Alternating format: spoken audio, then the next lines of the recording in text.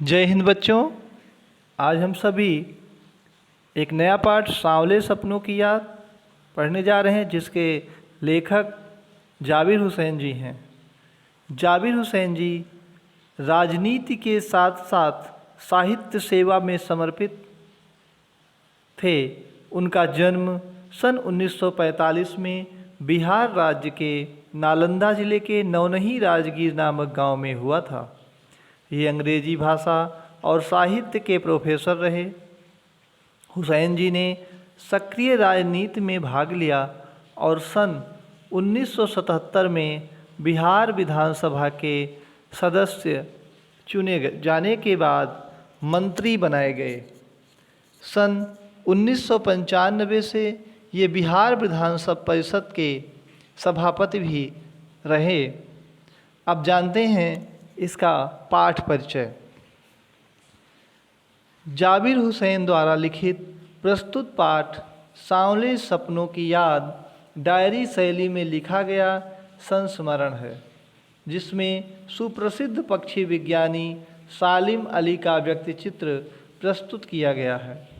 सन 1987 में सालिम अली की मृत्यु से उत्पन्न दुख को सांवले सपनों की याद के रूप में व्यक्त किया गया है। पाठ में पक्षियों एवं पर्यावरण को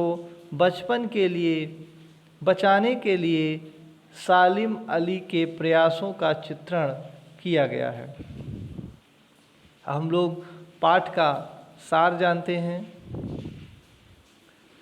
कि इसका सारांश क्या है। इसको संक्षिप्त में जानने का प्रयास करते हैं, तो ध्यान से सुनिएगा। सालिम अली सुप्रसिद्ध पक्षी विज्ञानी थे, जो दूर दूर तक पक्षियों की खोज में जाया करते थे। वे हमेशा आँखों पर या गले में दूरबीन लटकाए रखते थे। वे प्रकृति से भी बहुत प्रेम करते थे। वे घुमक्कड़ स्वभाव के थे। वे पर्यावरण की सुरक्षा के लिए सजग थे और इसी विषय में एक बार तत्कालीन प्रधानमंत्री से भी मिल चुके थे।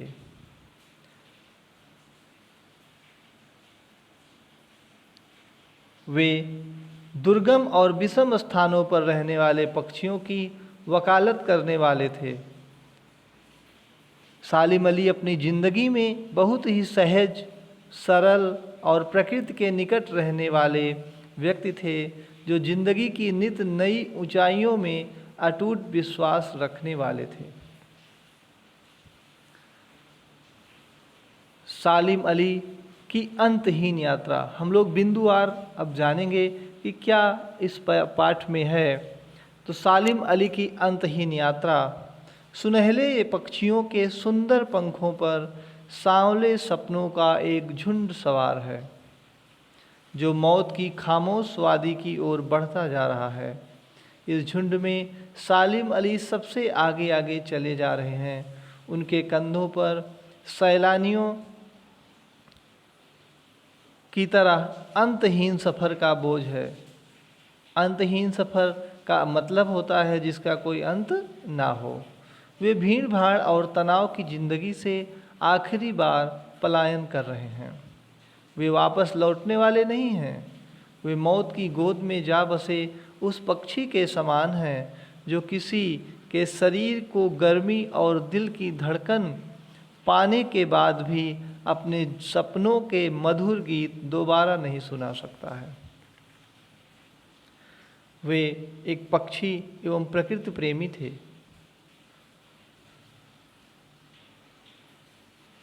वे कहते थे कि लोग पक्षियों एवं प्रकृति को आदमी की नज़र से देखते हैं। यह उनकी बहुत बड़ी भूल है।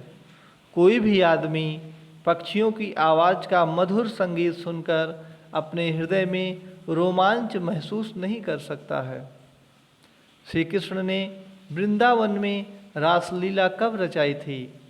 कब गोपियों के साथ लीला रचाई और बंसी बजाई थी? माखन खाने के लिए कब बर्तन फोड़े थे, यह तो पता नहीं। परंतु आज भी वृंदावन जाने पर यमुना नदी का सांवला पानी उस पूरे घटनाक्रम की याद तरोताज़ा कर देता है। ऐसा लगने लगता है कि कभी कोई अचानक बंसी बजाएगा और उसकी बंसी के मधुर संगीत से पूरी वाटिका गूंज उठेगी। कृष्ण की बांसुरी के जादू से वृंदावन कभी खाली नहीं हुआ है। सालिम अली जी कमज़ोर सी काया वाले उस व्यक्ति का नाम है जिसकी उम्र करीब 100 साल होने को थी। पक्षियों के विषय में दुर्लभ यात्राओं तथा दूर दूर तक जाकर पक्षियों को देखने की आदत के कारण उनका शरीर बहुत ही कमज़ोर हो गया था। उनकी मौत कैंसर नामक बीमारी के कारण हुई थी, पर उनकी आँखों की रोशनी जीवन के अंतिम समय तक सुरक्षित थी। वे अद्भुत वर्ड वाचर थे, मतलब पक्षियों को देखने वाले। उनकी नज़रों में प्रकृति को बांधे रखने का जादू था। उन्होंने प्रकृति में अपने लिए हंसती खेलती और रहस्य भरी दुनिया फैला रखी थी, जिसे बनाने में उनकी पत्नी तहमीना का भी काफ़ी योगदान था, जो उनकी सहपाठी भी थी। तो ध्यान रहे कि उनकी पत्नी का नाम तहमीना था और वह उनकी सहपाठी थी। सहपाठी का मतलब होता है साथ साथ पढ़ने वाली।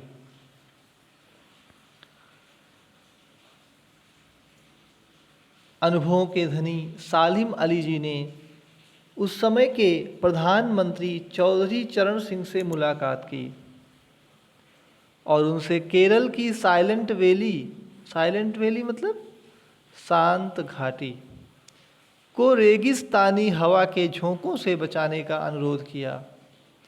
ग्रामीण पृष्ठभूमि से जुड़े चौधरी साहब सालिम अली की पर्यावरण सुरक्षा संबंधी बातें सुनकर भावुक हुए बिना न रह सके। आज दोनों में से कोई जीवित नहीं है, इसलिए हिमालय और लद्दाख की बर्फीली ज़मीनों के पक्षियों की रक्षा कौन करेगा।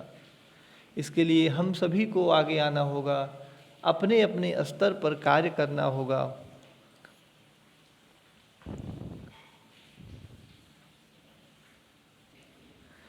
इन्हीं के समय में एक और पक्षी प्रेमी लॉरेंस जी थे।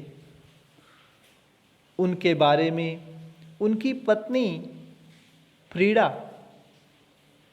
का जो अनुभव था वह कुछ अविस्मरणीय था। एच.डी. लॉरेंस की मृत्यु के बाद लोगों ने उनकी पत्नी फ्रीडा लॉरेंस से अपने पति के विषय में लिखने को कहा, तो फ्रीडा ने बताया कि लॉरेंस इतना खुला और सीधा सरल आदमी था कि उसके विषय में मुझसे ज़्यादा तो मेरी छत पर बैठने वाली गौरैया जानती है। भले ही लॉरेंस मेरी रगों और हड्डियों में समाया हो, पर उसके विषय में कुछ बताना कठिन है।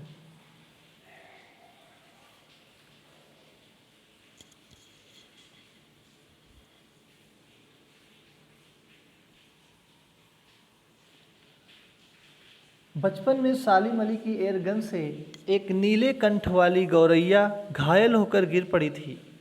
इसी घटना ने उनके जीवन की दिशा को बदल दिया। वह गौरैया उन्हें खोज के नए नए रास्तों की ओर ले गई और वे पक्षी प्रेमी बन गए। पक्षियों के बारे में दुर्लभ जानकारियां एकत्रित करने के लिए वे पक्षियों की खोज में भटकते रहे और प्रकृति को समझते हुए नित नई नई ऊंचाइयों की ओर बढ़ते रहे। वे भी लॉरेंस की तरह ही जिंदगी का प्रतिरूप बन गए थे। सालिम अली जीवन भर भ्रमणशील बने रहे। उनकी यायावरी ने से ऐसा लगता है, यायावरी का मतलब होता है बच्चों घुमंतु स्वभाव, कि जैसे वे आज भी अपने आवश्यक उपकरणों के साथ पक्षियों की तलाश में गए हैं और खोजपूर्ण नतीजों के साथ लौट आएंगे। सालिम अली की तुलना यदि आज हम करें तो उनकी तुलना उस वन पक्षी से की गई है जो अपने जीवन का अंतिम गीत गाने के बाद मौत को गले लगा चुका है। ऐसा इसलिए किया गया है क्योंकि सालिम अली पक्षियों के विषय में अद्भुत जानकारियाँ एकत्र कर लोगों के सामने रखते थे।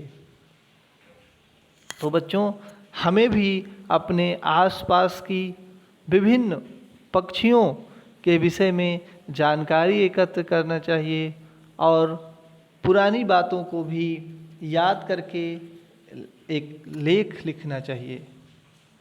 इस पाठ को पढ़कर मन में एक ऐसी जिज्ञासा जागृत होती है कि कैसे सपने, किसके सपने, कौन से सपने, और सपने भी तो सांवले।